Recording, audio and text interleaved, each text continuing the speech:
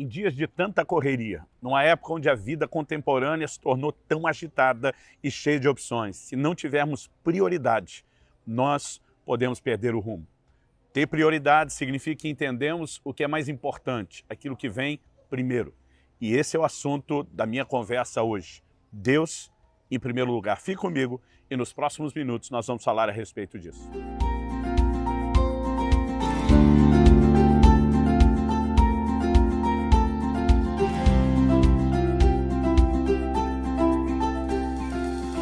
Estou hoje na cidade de Morretes, no Paraná, passando para trazer mais uma palavra ao seu coração.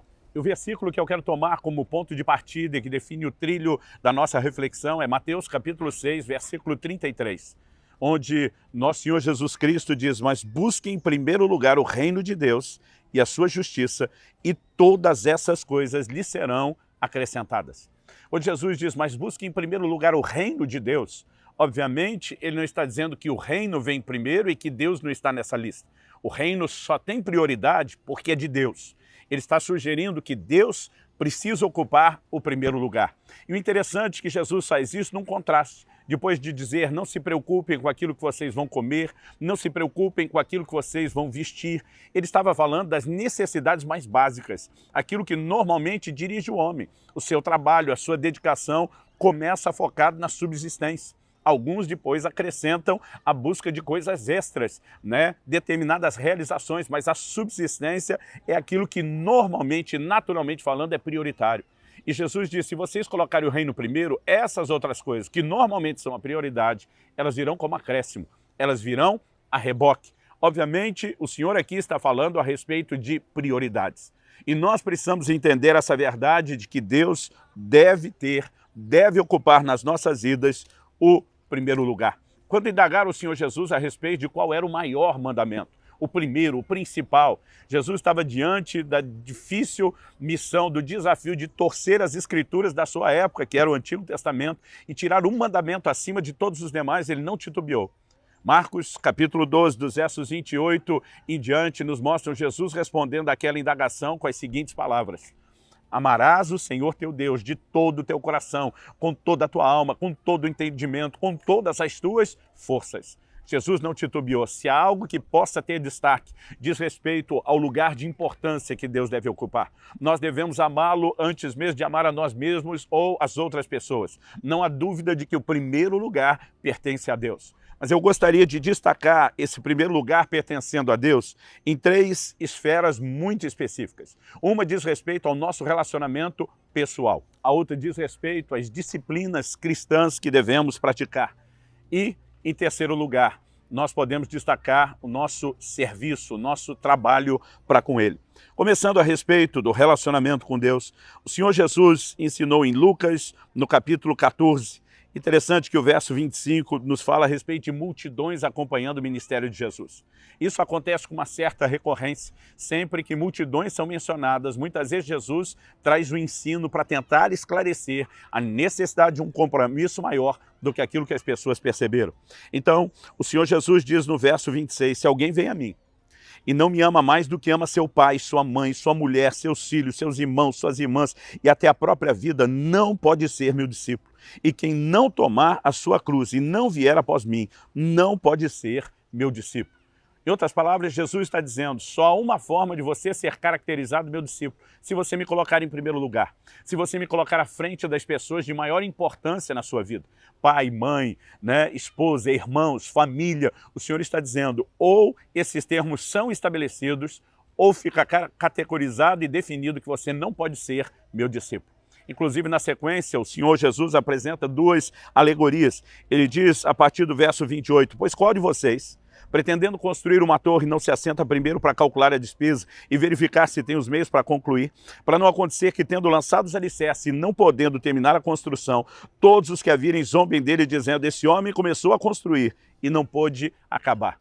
Em outras palavras, Jesus está dizendo, ninguém se lança ao empreendimento sem primeiro calcular quanto custa. Então, Nosso Senhor estava dizendo, calcula aí, bota na ponta do lápis quanto custa me seguir, me põe primeiro, senão é melhor você nem iniciar o projeto. No verso 31, ele emenda com outra analogia: o qual é o rei, que indo para combater outro rei, não assenta primeiro para calcular se com 10 mil homens poderá enfrentar o que vem contra ele com 20 mil. Caso contrário, estando ainda o outro longe, envia-lhe uma embaixada pedindo condições de paz. De novo, Jesus está dizendo que ninguém, usando um exemplo diferente, mas dizendo a mesma verdade, que ninguém se lança a um empreendimento sem primeiro calcular. E ele conclui no verso 33, assim pois, esse assim é, igualmente, semelhantemente, da mesma maneira, qualquer um de vocês que não renuncia a tudo que tem, não pode ser meu discípulo. Em outras palavras, ou me coloque à frente, ou não existe essa relação de discipulado. Quando olhamos para exemplos bíblicos como o de Gênesis 22, e vemos Deus pedindo a Abraão que entregue o seu filho em sacrifício, e a Bíblia diz que Deus o estava provando. Nós vemos que Abraão se dispôs e no momento em que ia sacrificá-lo, Deus diz, não mate o menino. Basicamente é como se Deus estivesse dizendo, nunca quis o menino, eu só queria o primeiro lugar. Só queria que você não trocasse a mim, o doador, por uma dádiva que eu lhe entreguei. É como se Deus dissesse, uma vez que eu tenho o primeiro lugar, toma esse menino, fica com ele, de lambuja, eu lhe dou uma descendência numerosa. Nós precisamos entender que manter Deus em primeiro lugar não é por uma necessidade de Deus, não é porque ele é carente, não é porque ele é ciumento, ele é absoluto e completo em si mesmo, ele não depende disso, mas será um efeito regulador nas nossas vidas. Isso é importante entender. Quando falamos de priorizar o reino, podemos entender também aspectos como a santidade. Jesus diz, se a tua mão te faz pecar, corta e lança de ti. Muitos ficam tentando insistir na não literalidade de cortar a mão. Mas ainda que não haja literalidade na instrução de Jesus a respeito disso, a disposição de valorizá-lo mais do que um dos membros do corpo não pode ser ignorado. O primeiro lugar pertence a ele. Mas também podemos falar na vida de culto, de adoração. Por exemplo, no Evangelho de Marcos, no capítulo 7, nos versículos 6 e 7, Jesus citando o profeta Isaías, fala daqueles que em vão o adoram. Qual é a característica de um culto ou de uma adoração vã, inútil? O Senhor Jesus diz que eles obedeciam preceitos de homens, mas não os de Deus. Isso está relacionado à falta de colocar Deus em primeiro lugar. Quando olhamos para a primeira menção de oferta na Bíblia, vemos a Bíblia dizendo que Deus se agradou de Abel e da sua oferta, mas não de Caim e da sua oferta. Qual a diferença entre o que cada um fez? Se houve uma disposição no coração de colocar Deus em primeiro lugar ou não. A Bíblia diz que Abel entregou das primícias do seu rebanho. A palavra primícias significa primeiros frutos. E quando entendemos esse desenho a respeito dele ter dado a primeira parte para Deus, ele estava dizendo para Deus, o Senhor é mais importante, eu fico depois.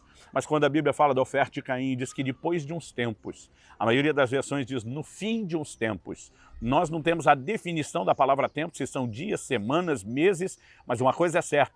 Enquanto Abel colocou Deus em primeiro lugar, Caim deixou Deus por último. A mesma observação é feita quando Jesus fala de uma viúva pobre que deu tudo aquilo que possuía, enquanto os ricos davam do que lhes sobrava. Não estamos falando aqui a respeito da contabilidade, mas Jesus diz que ela deu mais. Por quê? Ela priorizou Deus.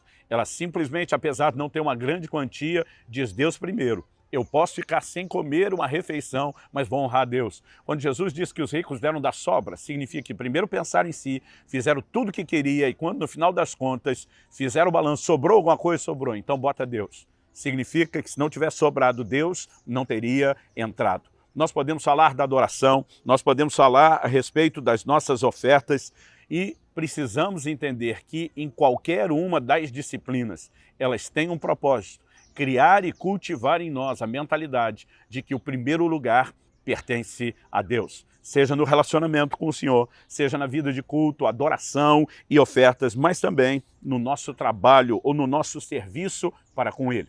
No Evangelho de Mateus, nós vemos o Senhor Jesus falando a respeito de buscar em primeiro lugar o reino de Deus e a sua justiça. Mas nada sugere que devemos buscar o reino até para nós. Jesus nos ensinou a orar, venha teu reino, seja feita a tua vontade. Nós precisamos ter um compromisso com o estabelecimento do reino, não só na nossa vida, mas também na vida de outras pessoas. Eu costumo dizer que amar a Cristo é também amar aos que pertencem a Ele e a sua obra. Jesus perguntou a Pedro, Pedro, você me ama?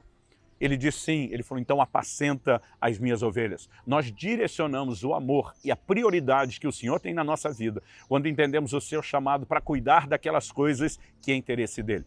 O chamado ao ministério não é privilégio de um pequeno grupo, não é responsabilidade apenas de alguns vocacionados em tempo integral. todos nós temos a responsabilidade de servir. E quando eu olho declarações do apóstolo Paulo, eu fico impressionado em como ele transpirava esse amor, essa paixão pelo reino e Deus em primeiro lugar. Em Atos 20, 24, ele diz: porém, nada considero a minha vida preciosa para mim mesmo, desde que eu complete a minha carreira e o ministério que recebi do Senhor Jesus para testemunhar o evangelho da graça de Deus. Quando ele diz que testemunhar o evangelho da graça de Deus, completar o ministério, era mais importante do que a própria vida, ele nos mostra que colocou o entendimento daquela responsabilidade de serviço acima da própria vida, ou seja, em primeiro lugar, junto com o valor que Deus e o seu reino deve ter. Quando olhamos para essas verdades nas Escrituras, isso precisa nos fazer avaliar como eu e você temos nos conduzido, como eu e você temos agido, né? O que é que nós temos colocado em primeiro lugar? Temos dado espaço na nossa agenda para valorizar tanto a pessoa de Deus em termos de princípio de vida e conduta, dizer nada concorre com isso. Temos feito isso em relação às nossas disciplinas, ao nosso culto, adoração e oferta, elas refletem isso. Mas também quando olhamos para a questão do serviço, não podemos deixar de fazer a mesma pergunta. Qual é a minha disposição de cuidar dos interesses de Deus? Todos nós podemos testemunhar de Jesus, levar pessoas a Cristo, ajudar a cuidar delas. Não precisamos falar de um cargo na igreja, não precisamos falar de liderar um departamento, não precisamos falar de um nível de serviço onde necessariamente os outros vejam, mas apenas aquele onde nosso Senhor, olhando a nossa disposição de honrá-lo em primeiro lugar e cuidar dos seus interesses, possa olhar para mim e para você com um sorriso no rosto, reconhecendo que eu e você o colocamos em primeiro lugar em todas as áreas. Então, meu encorajamento a você é Deus em primeiro lugar. Se nós o priorizarmos, encontraremos um nível de satisfação extraordinária e cumpriremos o senso de propósito da nossa existência.